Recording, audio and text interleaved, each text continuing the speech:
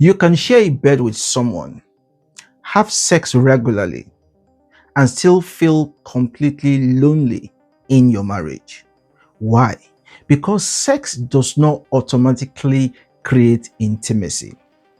Here is a psychological truth: sex is physical access, while intimacy is emotional access. You can have regular sex and still have very little intimacy. In fact, many couples use sex to temporarily cover emotional distance.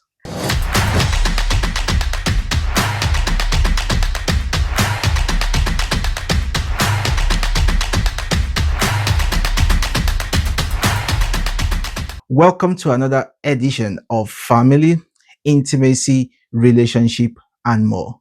Thank you for watching our videos. And if this is your first time here, please subscribe to this channel and share with your loved ones. Let's talk about today's topic. Couples speak to us worried about their intimacy. But when you ask them what they mean by intimacy, they almost always mean sex. Frequency, performance levels, desire levels. You can have regular sex and still have very little intimacy. So let's define intimacy properly. Psychologically, intimacy is the ability to be emotionally vulnerable with someone and feel safe doing so. It is the experience of being known without being rejected. It is when you can say, I am afraid. I feel insecure. That hurts me. I don't feel good enough. And you are met with understanding, not defensiveness or judgment. It is feeling close to the point of being vulnerable with each other. That is intimacy. Sex can happen without any of that. In fact, many couples use sex to temporarily cover emotional distance. Sometimes after an argument, they reconnect physically, but the emotional wound remains unresolved. So they feel close for a night and distant again for the next few days. That is not intimacy. That is emotional avoidance with physical relief. Here is where psychology helps us understand what's happening. Intimacy requires vulnerability, but vulnerability activates the brain's threat system. When we open up emotionally, the brain becomes alert for rejection. There is a part of the brain called amygdala. It's responsible for detecting danger. So that part of the brain begins to scan for signals of threat when we open up emotionally. It starts asking a question: is it safe to be vulnerable here? If our partner responds with criticism, dismissiveness, defense, or mockery, the brain registers unsafe. And once emotional safety is lost, intimacy begins to shut down. You might still have sex, but you stop sharing your inner world because you no longer feel safe.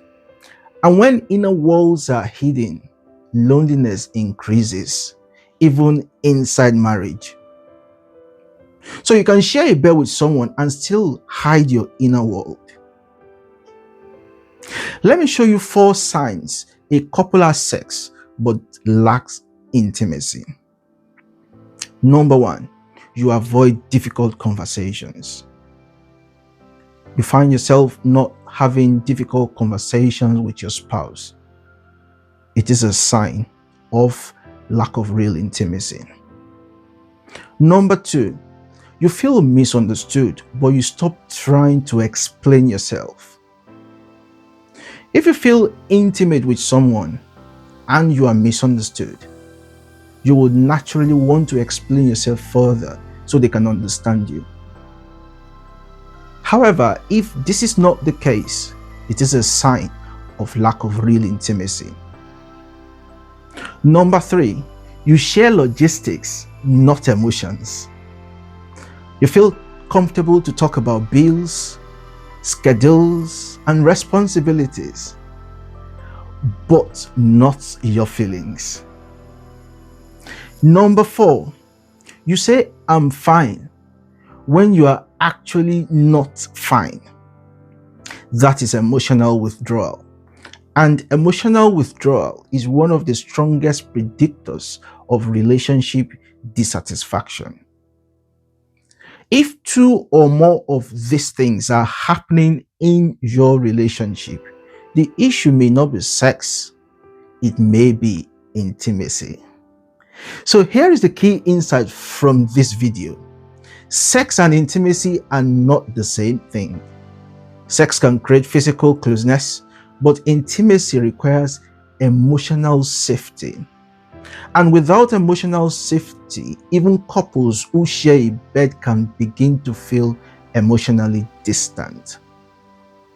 But the next important question is this: what does real intimacy actually look like in a relationship? How do couples create a kind of emotional safety that allows vulnerability, that allows trust, and a lasting connection? In the next video, I will show you what real intimacy looks like and how couples can begin building it intentionally.